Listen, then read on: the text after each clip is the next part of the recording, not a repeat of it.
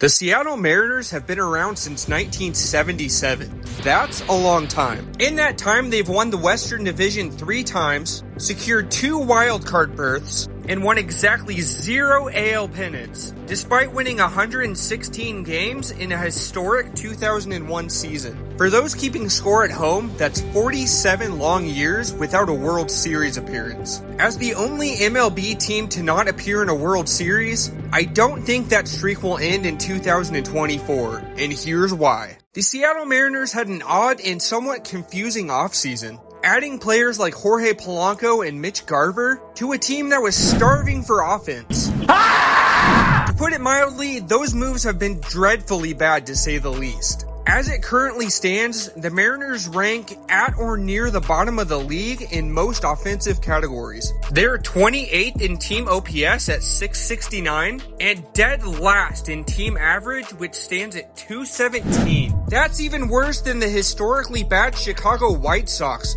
Oof. And to add insult to injury, megastar Julio Rodriguez hasn't been anywhere close to his normal self this season. After going 20-20 and 30-30 in his first 2 big league seasons, Rodriguez is hitting just .263 with a .315 on base and an extremely low .372 slugging percentage, resulting in a disappointingly low .687 OPS. With off-season additions floundering and Seattle's superstars severely underperforming, it's not looking good for this team that had high hopes for winning a championship. Now, we all know the strength of this team, and it's obviously the pitching staff.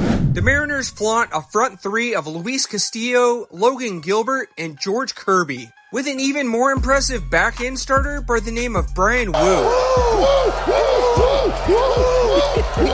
I can confidently say that's a deadly staff that nobody wants to run into come playoff time. You can even add into the mix their all-star closer Andres Munoz. The Mariner pitching is the polar opposite of the struggling offense, as they currently lead the majors in a number of pitching categories. They lead the major leagues in team ERA, WHIP, and have given up the least amount of runs in MLB. But I'll ask this question: what good is a formidable pitching staff if you can't score any runs? And that right there is why I think the Mariners will not win the World Series this year. And to take it even one step further, they're in danger of missing the playoffs entirely, sitting at 1 game ahead of the surging Astros. But the Mariners were extremely active come the trade deadline, adding veteran third baseman Justin Turner and all-star outfielder Randy Arozarena. But are those additions going to be enough to get them over the hump? Julio Rodriguez is currently injured and nursing a high ankle sprain. If he comes back strong and we see strong performances from the likes of Turner, Randy, and Cal Raleigh,